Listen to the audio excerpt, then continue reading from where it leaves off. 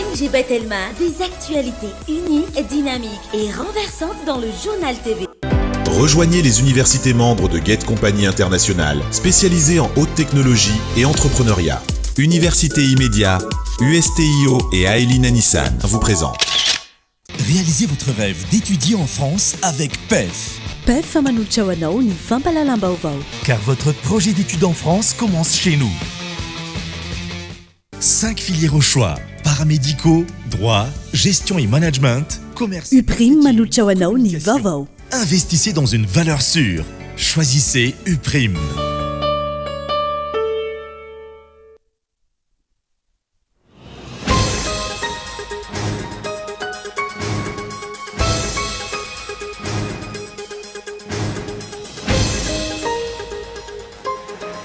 Miroso amin'ny fanamboaran-dalana indray ny mpitondra sy ireo mpombazy amin'izao ankatoko ny fividianan'izao.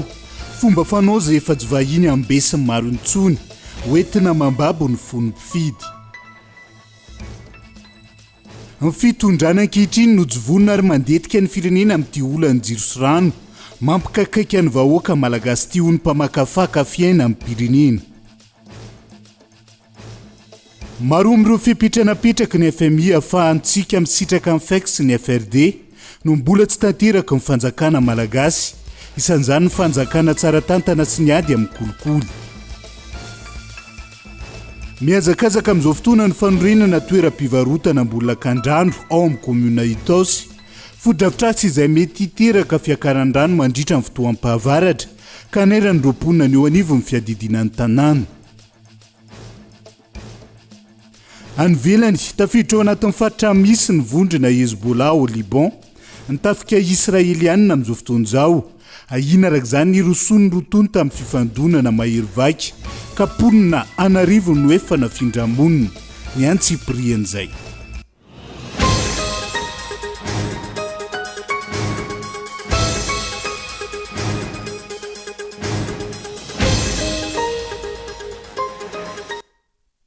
Talata voalohany volana Oktobra taona 2020 tonga soindray atao anaty fotoana ny fampalalam-baovao amin'ity ala ity. Atena ny araba tombo kilasy sy tombo vavy manasa anao ihany koa anaraka izany hatramin'ny farany. Matoa ndatsoratra avy hatrany no ndeha hanokafantsika ny fiarahana amin'ity ala ity. Ho avy indray ny fividianana ka dia miroso amin'ny fanamboaran-dalana mpitondra sy ireo mpombazy amin'izao fotoana izao. Fomba fanao izay efa tsy vahiny amin'ny besin'ny maro intsony, hoentina mambabo ny fon'ny mpifidy ankehitriny. Mila tonga saina manoloana izany ny ponina ka tsy anaiky atao fitaovana politika intsony. Matoa ndatsoratra. Natomboka ny asa fanarinana ireo ampahandalana maro eto Antananarivo renivohitra izay iarahan'ny ministeran'ny asa vaventy sy ny faritra Analamanga ary ny komuna Antananarivo renivohitra. Voalaza tamin'izany fa toromarika avy amin'ny Andry Rajoelina no nahafahana androso tamin'io fanamboarana io, ary ampahandalana misy 20 izay tena nampitaraina ny ponina sy ireo mpampiasa lalana no anomboana azy. Tsara ilay fanamboaran-dalana satria ny lalana ratsy no nanaovana antso avo hatramin'izay ka hatramin'izao izay niteraka fitohanana, fahasimban'ny fiara sy ny maro hafa.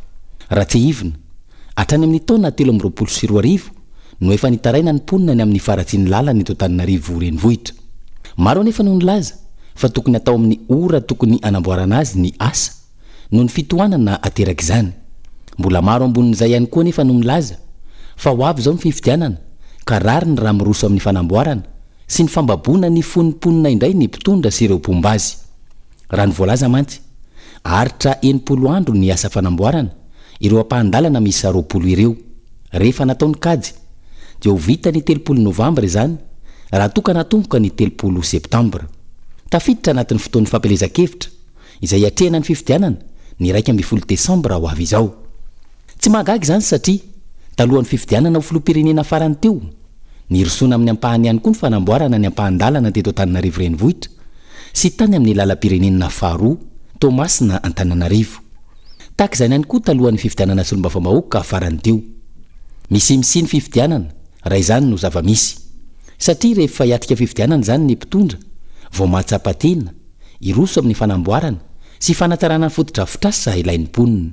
Misy ny fividianana satria ho avy indray izao ny karazana tosika sy ireo karazana fameno avy amin'ny mpitondra fanjakana, ankoatra ny jiro mazava sy ireo karazana jiro mora.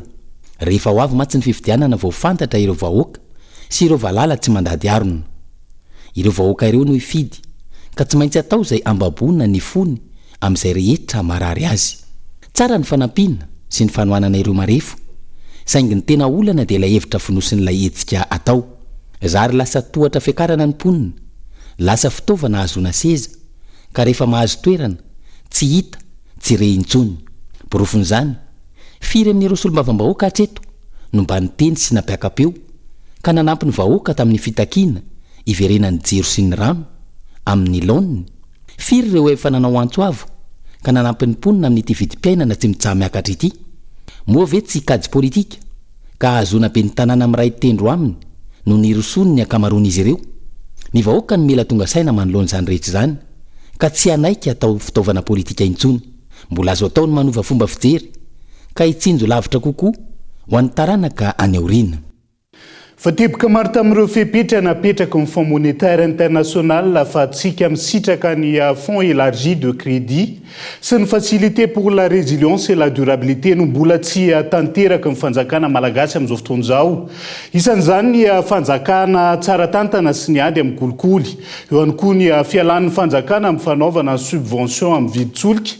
Ny FMI izay nandefa hiraka eto amintsika manao ny fanombanana amin'izao fotoana izao. Honina sainy. Tonga eto Madagasikara manao ny tombana amin'ny fisitrahana facilité élargie de crédit na ny FEC ny hiraka avy amin'ny Fonds monétaire international.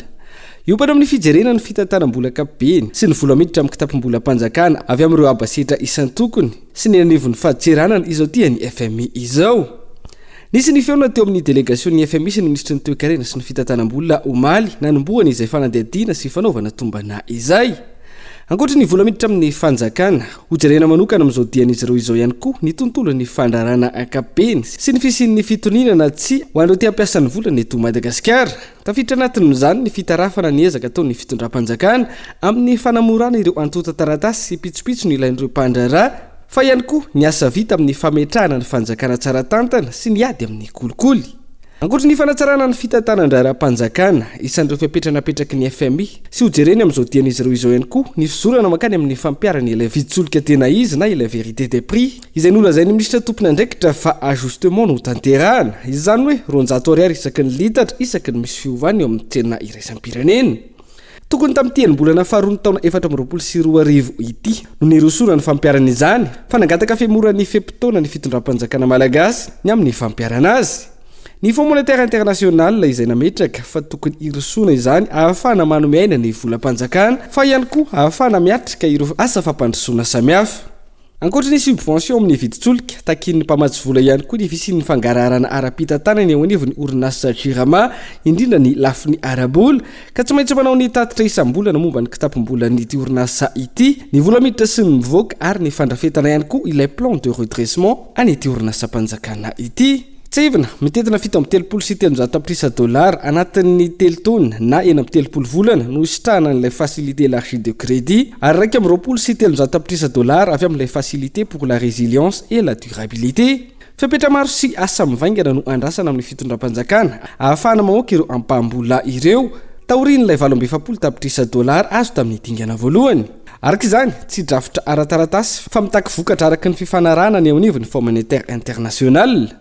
Raha ny hita mandrakandroany aloha anatin'ny fahasahiranana ny tontolon'ny fandrarana eto Madagasikara, raha tsy ilaza fa tsy ity olana eo amin'ny herinaratra ity izay efa mananika ny 40 hatramin'ny 80 ora anatin'ny herinandro. Eo ihany koa ny fampitian'ny lalana izay tsy hita mazava ny vokatra ireo tetikasa maro lazaina fa manomboka. Ny omaly tsy miova ihany koa ny trangana kolikoly izay saika hita amin'ny sehatra rehetra ka antony takiany FMI ny politika vaovao iadina amin'ny kolikoly izay tokony ho vita mialohan'ny volana janoary 2022. Ny fanombanana tanterahan'ny délégation avy amin'ny FMI izay tariny Frédéric Lambert avy amin'ny bureau ny Fonds monétaire international eto Afrika sy ny solotena maritry ny FMI eto Madagasikara, Kodjovier Klou, mijery ireo sehatra sy teboka ny fanarahana hatramin'ny faraka amin'ny 30 oktobra izao. Tsy misy nahita-pahombiazana ny paikady sy ny politika mpanjakana amin'izao fotoana izao. Isan'izany mahakasika ny fametrahana ilay 100 andro izay nambara fa hiazaka zany ministera tsirairay amin'ny fanatanterahana ny politika mpanjakana ho ny mpamakafaka politika iray nanaovana fanadihadiana tamin'ity andro an'ity. Daniela Minorso. tsy nisy naomby hatrany ireo politika napetraky ny fitondram-panjakana ankehitriny hoentina mampandroso ny firenena sy manarina ny fiainam-bahoaka tao anatiny izay 5 taona mahery ny itondrany ny firenena izay. Olana ny fomba fandraisana ny CV ny ireo minisitra ho ny mpamakafaka politika Rakoto Sondanindra nanao ny heviny. Ny fomba fisainana ireo minisitra napetraka hitantana ministera izay saika tsy mifanaraka amin'ny foto-kevitra hijoroany antoko politika nanolotra azy fa ihany koa lasa manao ny sitrapon'ny filoha fotsiny ihany fa tsy manana stratejika mazava antony tsy mampahomby ny politika amin'ny fitantanana ireo ministera. Ankoatra izay ny tsy fananan'izy ireo indikateur na drafitra mazava amin'ny famaritana ny asa vitany raha ny fanazavana. Ohatra ka nisy reny fisina fidadavana CV reny satria tsy ampy zany le olona ao anatin'le antoko. Nefa ny tadidio fa ny fanabeazana antoko dia tokony feno ny antoko anankiray mahafeh ny resaka finance, resaka trésor public sy ny rehetrarehetra, mahafeh ny resaka lalàna, mahafeh ny resaka travaux publics, resaka infrastructure, mahafeh ny resaka fifamoivoizana, mahafeh ny resaka décentralisation, mahafeh ny resaka fandriampahalemana, mahafeh ny resaka tafika tokony misy an'izay ao anatina vondrona politika anankiray. Dikan'izay zany rehefa misy ny fanovana gouvernement dia tokony efa tonga dia ireo olona miaraka amin'ireo ireo no mibeazina hitovy saina amin'ny filoham-pirenena izay ao anatina antoko mitovy. Ny tsy fisian'izay dia lasa mitady olona izy hoe tsaratsara CV zany aty ivelany dia lasa tadidio fa in'olona mety ho tsara CV tsy mitovy frehana, tsy mitovy fomba fisainana amin'le filoham-pirenena dia hanika ny zavatra mifoaka tsy mifanaraka. Dia ndray moa matetika matoa misy reny dia ny zavatra miseho dia hoe satria le filoham-pirenena zany te hibaiko lasa ohatrany hoe mpiasa zany le ministre lany eo fa dia amaly ny sitrapony fotsiny fa tsy en tant que ministre zany hoe poste politique dia tena manana ny stratégie izy atongavany amin'le valiny le zany hoe le résultat dia davin'le fitondram-panjakana sy le davin'le filoham-pirenena ary indrindra dia davin'le vahoaka izay ny fidy an'le fitondram-panjakana. Vokatra izay tsy fahombiaza ny politika ny fanjakana izay tsy mitsamy totongana amin'izao fotoana ny fiainam-bahoaka raha tsy ilaza afa-tsy ny fahatapahany herinaratra lavareny ankehitriny ny fahasaimban'ireo lalana na lalana kominaly zany na ireo lalam-pirenena. Iverenantsika vetivety mahakasika ny olana famatsiana herinaratra amin'izao fotoana izao. Iroso amin'ny fitokonana mafimafy kokoa ireo mpianatra eny amin'ny cité R+3 jaune Katso 2 raha toka tsy mitondra vahaolana mikasika ny fahatapahan-jiro lavareny eny an-toerana ny tompon'andraikitra voakasika amin'izao fotoana izao. Ireo mpianatra izay nanamafy fa tompon'andro-kafeno amin'izay mety hitranga eny an-toerana ny tompon'andraikitra ankehitriny. Araka ny songadina nandritra ny valandresaka ho an'ny mpanao gazety tamin'ity andro anty. Daniela Minorso. Malona ny olana ny fahatapahan-jiro lavareny izay misy fiantraikana amin'ny fianaran'izy ireo. Iroso amin'ny antsika fitakiana mafimafy kokoa amin'ny alalan'ny fitokonana sy fidinana an-dalambe ireo mpianatra eny anivo ny cité R+3 jaune Katso 2 raha tsy manaiky ny fampiresaka amin'izy ireo mikasika ny famahana ny olana ny fahatapahan-jiro lavareny eny an-toerana ireo tompon'andraikitra voakasika raha ny fanambarana nataon'izy ireo androany. Ny tena fitakiana aloha zany dia ny mahakasika ny fahatapahan-jiro lavareny ety amin'ny toeram-ponenanay mpianatra ety.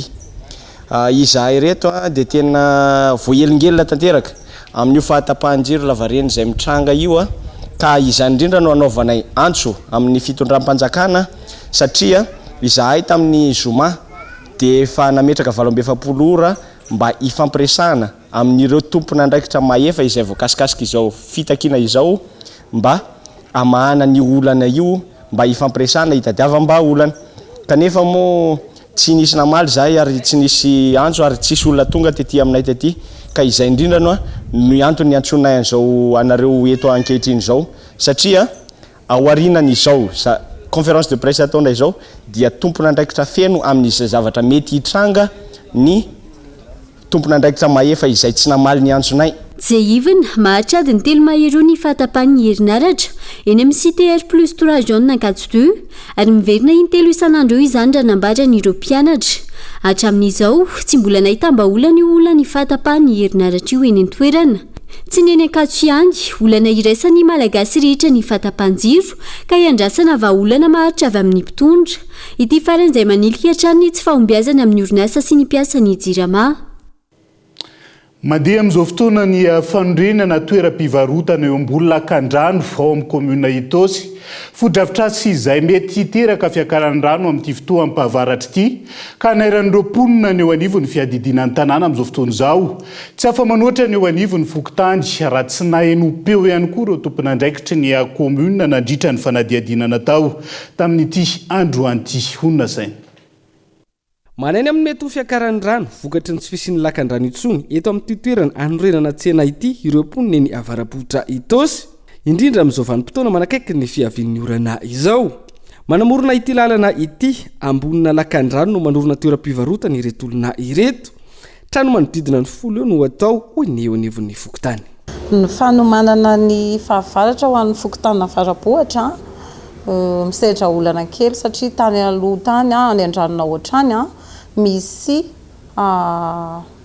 kanal efa tapina satria nanao trano le olona dia tapina le izy dia rehefa tapina le izy dia ny olona moa zany ny olona ety an-tanàna anay aty manararoatra makatombony amin'ny asa-pivelomana amin'le fiainana sarotra dia manao an'ireo asa ireo izy zareo nefa anatin'ireo fotodrafitrasa manao voninkazo mamboly voninkazo ireo ny commune no mafepetra fa fokontany tsy afaka manao ninina fa satria commune name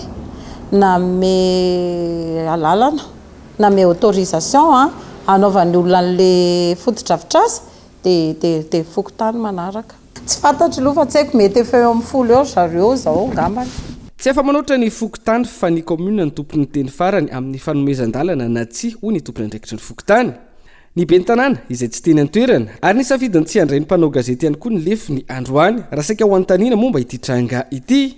Ny vanim-potoana manakaiky fifidianana toy izao izay matetika fanararotan'ny sasany manorina fotodrafitrasa tsy ara-dalàna na ihany koa manao ny fanotofana tany raha ny zava-nisy teto Antananarivo tao anatin'izay 12 taona farany izay ka asana fifandrifin-javatra na tsy izao asa mandeha izao hoy ireo mponina.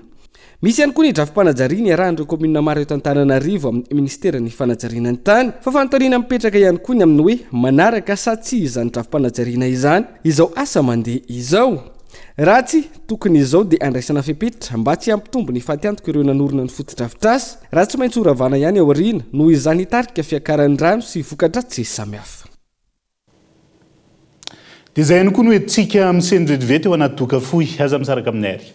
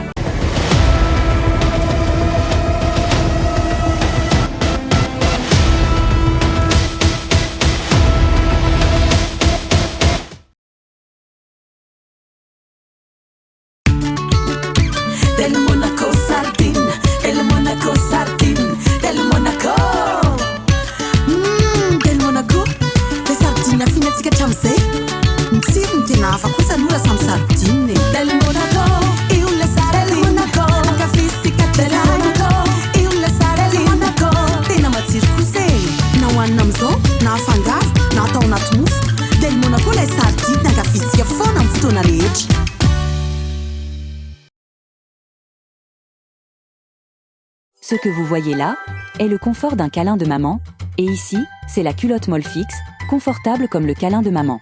Le bébé s'amuse comme Ouilleux. Molfix absorbe comme un whoop. Un grand bravo pour bébé et la nouvelle culotte Molfix hautement absorbant. Grâce à sa nouvelle technologie de canaux, les culottes Molfix absorbent 3 fois plus rapidement et empêchent les fuites, même dans 50 positions différentes. Le bonheur du bébé en vaut la peine.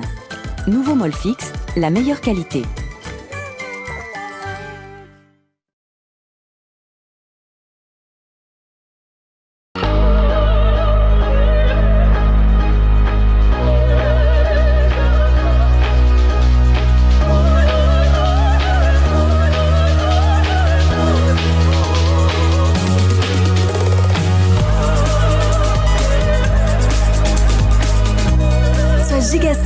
Avec maintenant plus de data, profite de nettement 25 000 et c'est 4,5 gigaoctets d'internet. Et c'est toujours à 25 000 arrière. Tape vite le dièse 322 étoile 8 dièse.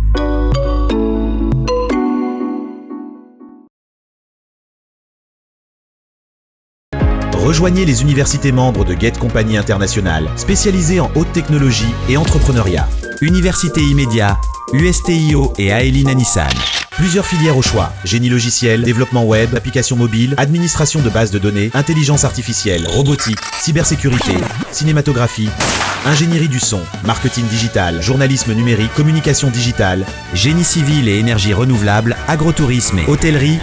Rejoignez les universités Immédiat, l'USTIO et l'Aelina Nissan. Appelez le 034 31 777 37. PEF, Parcours études en France. Réalisez votre rêve d'étudier en France avec PEF. Après le bac, optez pour l'option 2+1, 2 ans à Madagascar et 1 an en France pour obtenir votre bachelor. Vous avez la licence? Optez pour l'option 1+1, 1 an à Madagascar et 1 an en France pour décrocher votre master. Plusieurs filières et spécialités dans 2 prestigieuses écoles en France. Parcours études en France, Cap 3000 Anjar. Contact 038 45 085 85 020 85 085 85. Financez vos études avec le crédit PAC étudiant de la BNI Madagascar. Car votre projet d'études en France commence chez nous.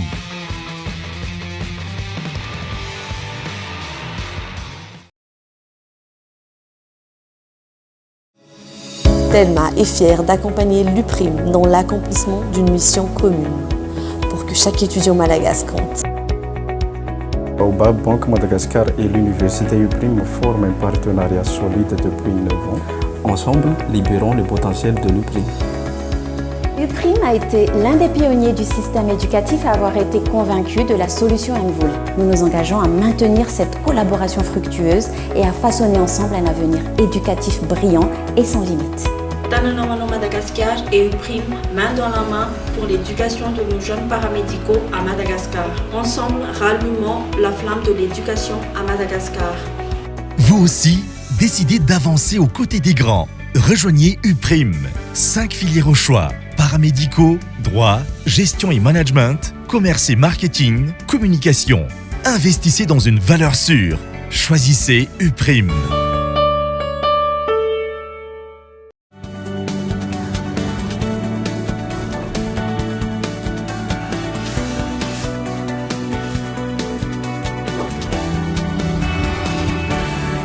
mamena ny araba hatrany tonga kilasy tongivavy tonga soa indray atao anatin'ny tapany faharoa amin'ny fampalalam-baovao amin'ity ala ity. Isan'ny taratsika izay ny tontosaina atao fianaratsoa ny atrikasa fanolorana vola mitetina eninjato tapitrisa ariary avy amin'ny FMFP na ny Fonds Malagasy de Formation Professionnelle ho Tantsoroka fampiofanana natsarana ny tontolony fitaterana eto amintsika izay vondronan'ireo mpikambana maherin'ny ray alina misandrahaka amin'ny faritra miisa 520 aingorakotondrina kory fianaratsoa. Mba ahafahana manatsara ny tontolon'ny fitanterana dia nahazo famatsim-bola mitentina 100 tapitrisa ariary avy amin'ny FMFP na ny Fonds Malagasy de Formation Professionnelle ny firaisan'ireo fikambanana izay mivondrona ao amin'ny sehatry ny fitanterana na ny CNT Confédération Nationale des Transports. Fampiofanana amin'ny fanatsarana ny tontolon'ny fitanterana no tena ampiasana azy io. Ny CNT izay misandraka ao anatin'ny faritra misy 520. Ny atrikasa izay natrehantsika androany moa zany dia ny fanolorana ny vola avy amin'ny Fonds Malagasy de Formation Professionnelle ho ampiasaina ao anatin'ny sehatra ny fitanterana mahakasika an'izay daholo na ny mpitantana na ny mpitondra na ny mikarakara ny izay ao anatin'izay sehatra fitanterana izay. Tsy eto fianaratsoa ihany akory fa misy faritra 520 zany mahakasika an'izay fa eto fianaratsoa zany no atonga voalohany ny fiofanana izay efa nikarakaraina ny Conseil national de transport izay solontenany mpitatra zany. Santsara ihany izao teto fianaratsoa izao fa mbola ivelatra amin'ny faritra hafa sy amin'ny sehatra hafa ihany koa izao etsika izao ary hoentitra araka izany ny fanaramaso ny fampiasana io vola io mba hisy fiatraikany mivantana eny anivon'ny mpitatitra sy ny tontolon'ny fitanterana izay. Ny fiofanana izay ho atao izay tsy manome fiofanana fa ny vola dia apetraka amin'ny CNT zay ikirakirano io akory iako tsy vola matavy na hoe vola napondramo vola omena misy hoe rapport technique sy rapport financier zany zay ho atotry zareo amin'ny fifarany projet io ny atao hoe vinavina satria vola avy amin'ny velany dia misy fameram-pany zany tsika malagasy moa zany dia ho tapena amin'ny taona. Ho an'ireo fikambanana mpitantitra izay mivondrona eto fianaran-tsosy amin'ireo faritra misy 5 misy azy dia ireo aloha nangataka izao famatsim-bola izao fa azo atao tsara kosa nefa ny manampy ireo fikambanana izay mila tohana amin'ireo sehatra misy azy avy ka tia ampiroborobo izany mba ho tombotsoa ny visiny maro izay moa no antom-pisin'ny FMFP ka anaovana antsoava ho an'ireo fikambanana izay mila izany. Avy any Toamasina dia avy any Fianarantsoa dia hiazo any Toamasina vetivetsika amin'ny alalan'ny Makoho Festival no amerenany indray ny lanja ny kolontsaina sy ny fisariana ambizahantany any Toamasina. Ny festival Makoho izay ho tanterahana ny faraika amby 30 ny volana Oktobra hatramin'ny 7 ny volana Novambra raha ho avy izao. Ny Lara Nefson. Adino ary saika tsy nahitana mpizahatany nandritra ny taona maro izay hianitany amin'ny faritra Toamasina noho ny faratsy ny lalana mihazo ny faritra Indra ny fanazavana. Ho fanomezana aina vaovao ny faritra Toamasina noho ny karakarana ny Makoho Festival izay ho tanterahana ny faraika amby 30 Oktobra hatramin'ny 7 Novambra ho avy izao. Vidinan'ity Makoho Festival andeha voalohany dia voyage découverte. Tamatavy somary tokamonina kelikely tatoato ny ratsin-dalana dia lasa pariparitaka ny olona hoe zany mahay Tamatavy dia izahanay mirokorokely indray ny olona iverina hitsidika ny Tamatavy afantatra ny zavatra rehetra ny kanto ny rehetrarehetra mikasika ny Tamatavy zany izay no safidiana hoe misy sarina avion be lehibe tena anatin'ny annonce sy ny pub sy ny karazany any voyage et découverte.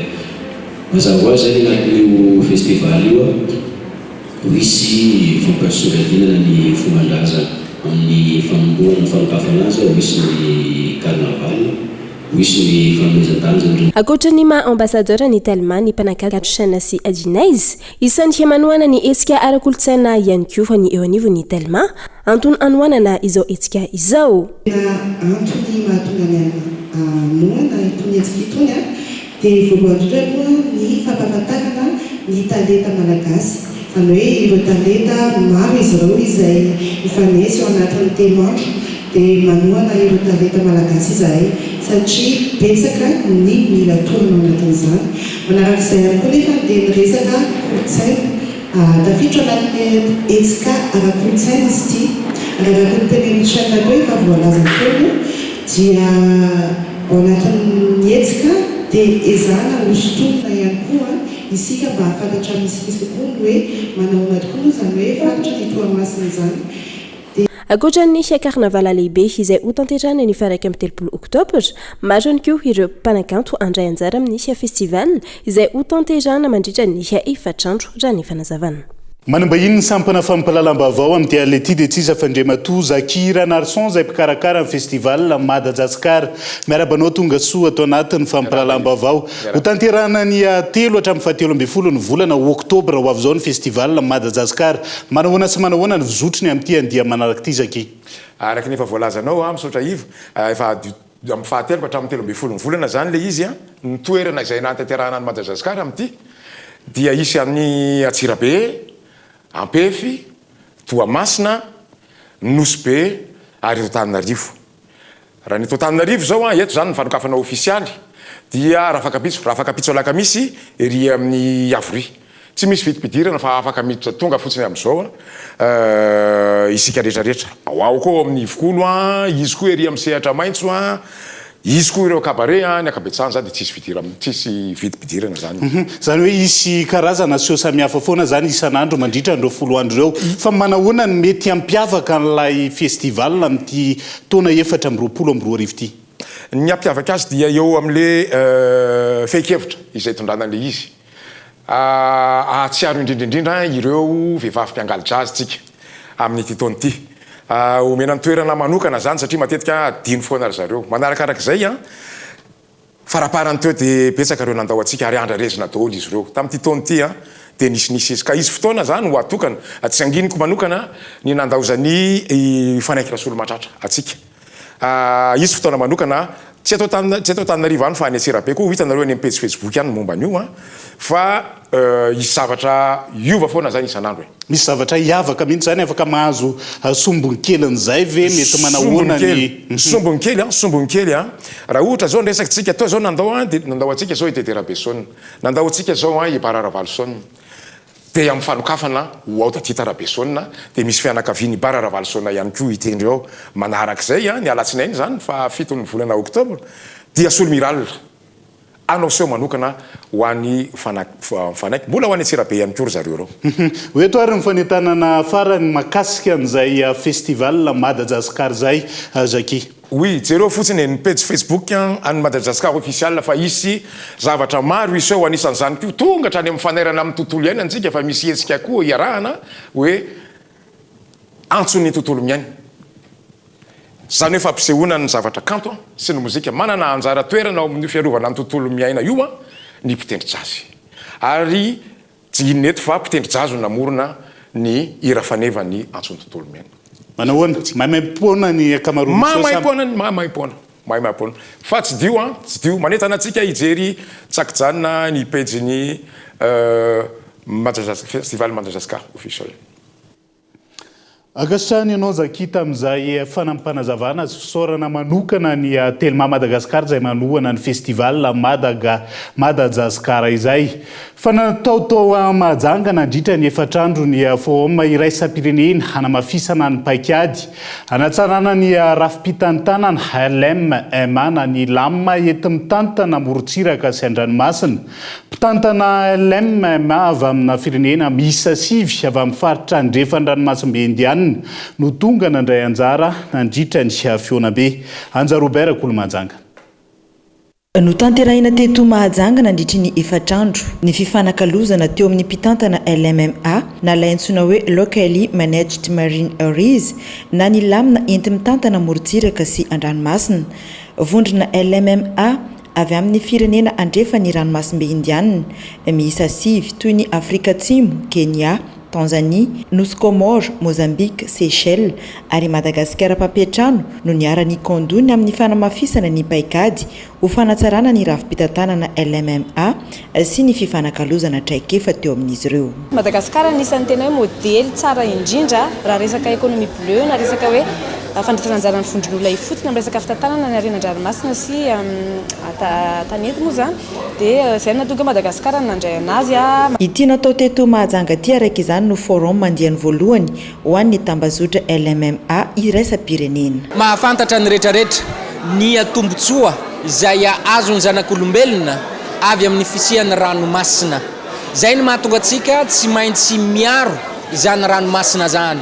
Betsaka ireo partenaire ny tonga eto izay nanome fampatokisana fa rehefa misy ny etaeta avy amin'ireo fikambanana eny fotony izay mitantana ny ranomasina dia vonona ry zareo ny anome an'izany vola mifanaraka amin'izany satria dia tanjona izay napetraka atsika amin'ny alalan'ilay antsoina hoe convention Cannes Montréal izay natao ny taona 2024 ny anatratra ny 300 isanjato ny ranomasina dia atao karazana faritra izay atantanina avokoa na amin'ny alalan'ny fametrahana faritra rovana na amin'ny alalan'ny fametrahana faritra izay iarahana mitantana. Ho fanamafisana ny paikady ho fanatsarana ny rafim-pitantanana LMMA sy fifanakalozana traikefa no tanjona tamin'izao forum andiany voalohany natao teto Mahajanga izao. Nahitana vokany fampiofanan'ireo tantsaha-mpamokatra amin'ny alalan'ny tetikasa Fafinor izay efa ny vondrona Eropeanina vola. Tanjony tetikasa raha teo ny ananan'ireo tantsaha fahaleovan-tena ary ho afaka miatrika ny fiovan'ny toetrandro amin'ny asa famokarana taony Gaëtan Andriatsilavo. Nahitambokany ny tetikasa Fafinor izay efa ny vondrona Eropeanina vola. Isan'izany ohatra ny fanorenana ireo fotodrafitrasa tena ilain'ny vahoaka atao sambava feno rivo atsinanana ny fanatsarana ny fitantanana ny rano fisotro madio ary ny asa atao amin'ny fisotonana rano ao andavaka tsantsa ahafana miatrika ny fiovaovany ny toetrandro. Ny Fafinor ihany koa nahafana ireo fikambanana mpamboly mahaleo tena ka nisehatra ny fambolena sy ny fiompiana no nokendrena toy ny fambolem-bary akondro fiompiana trondro sy ny jono zay nagnafitra laoko nandeha nagnano formation tamin'ny CDA zay boka koa nahazany kalaoko tsy otanjato za valo maty izy bako amindregny zay nagnano échantillonnage zegny tamin'ny faharoeny zay nagnano ny conteneur laokonay jiaby zegny tavela amin'ny 491 izy ka fa be laokonay tagnatin'ny tsota fanjava nandafo zay naboaka 553 laoko zay nalafine 112 kilo lanjany laoko jiaby 553 laoko io ho an'ny ambilobe manokana miisa 7 ireo paysan facilitateur nomena fiofanana momba ny vary miisa 30 ireo nomena fiofanana amin'ny fambolena akondro ary miisa 20 ireo facilitateur amin'ny fiompiana trondro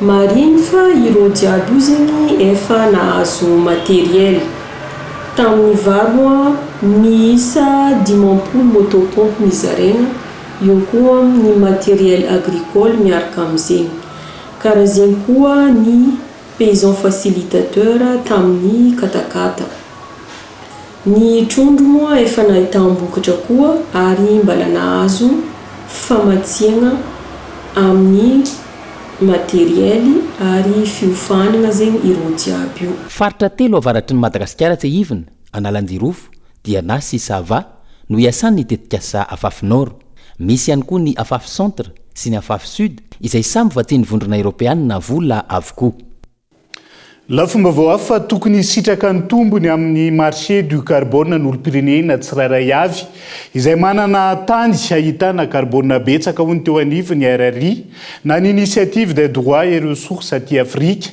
ny aty Afrique izay mbola ezaka maro no andrasana manoloana izay fisitrahana ny crédit carbone izay ka eto Andriatsilavo tsy misy afa-tsy ny 20 isanjaton'ny tany aty Afrika ihany no fantatra sy efa mazava fa an'olon-tsotra raha ny fanadihadiana nataon'ny RRI na ny initiative des droits et ressources ny 20 isanjaton'ny tany nefa no angatahan'ny ponina raha io fanadihadiana natao io na izany ireo tany 20 isanjato no lovaina tamin'ny razambe tany aloha ireo no ahitana carbone betsaka indrindra saingy tsy misitraka ny tombony amin'izany ireo olon-tsotra ireo antony mahazava-dehibe ny fampahafantarana azy ireo izy roa tokony hositrahany amin'ny vidiny carbone. Quelles sont les informations qu'elles doivent savoir? Comment est-ce que inavy ny tokony ho fantany ahoana ny fandaminana ny marché carbone ahoana ny lalàna isaky ny firenena sy iraisampirenena amin'izany marché carbone zany zava-dehibe avokoa ireo fanontaniana ireo iza no mikarakara ny tsena ary avaiza ireo mpandray anjara amin'izany ahoana no hitsinjarana ny tombony zava-dehibe ho an'ny mponina izany rehetra zany ahafahan'izy ireo mandray ny fanapahan-kevitra tsara raha misy ny tetikasa manatona azy ireo mikasika izay crédit carbone izay sont approchés par un projet quelconque des crédits carbone ho famalina ireo fanontaniana maro ireo ny rosona ary ho tanterahana mandritry ny 3 andro eto amintsika ny atrikasa ho an'ireo mpampiofana mikasika ny tsena sy ny fivarotana carbone fiara-miasa eo amin'ny coalition initiative pour les droits et les ressources sy ny SIF na ny sehatra eo ambonana ho an'ny fananatany firenena maro aty Afrika no mandray anjara amin'izany raha tsy ilaza zava-tsy Gabon, République démocratique du Congo, Cameroun, Ouganda, Tanzanie, Sierra Leone, Kenya sy Liberia. Tanjona ny anamafisana ny fiarovana ny zon'ny mponina sy anatsarana ny fiantraikan'ireo tetikasa crédit de carbone aty Afrika ary isan'izany i Madagasikara. Maresaka iraisam-pirenena vetivety tafiditra anaty faritra misy ny vondrona Hezbollah ao Liban tafika Israelianina amin'izao fotoana izao taorian'ny 2 herinandro nisy niadina moizanain'olona maro ho fanoherana ny Hezbollah nanamafy ny tafika Israelianina fa efa mivonona ara-pitaovana sy anatanteraka opération anoherana ny tafika mpifanandrina aminy ihany koa any atsimon'ny Liban amin'izao fotoana izao ankilan'izay milaza ny andefa misile sy mivonona amin'ny fitaovam-piadiana mahery vaika ihany koa ny Hezbollah eo anatrehan'izay ahina araka izany ny rosona amin'ny ady mahery vaika eo amin'ny rotony takaponina anarivony no efa nafindramona vokatrizay dia izay ihany koa no entina manakatona ny fampahalalam-baovao amin'ity aly ity ankasitrahany ianao nanaraka ny fampahalalam-baovao hatramin'ny farany veloma tompoko.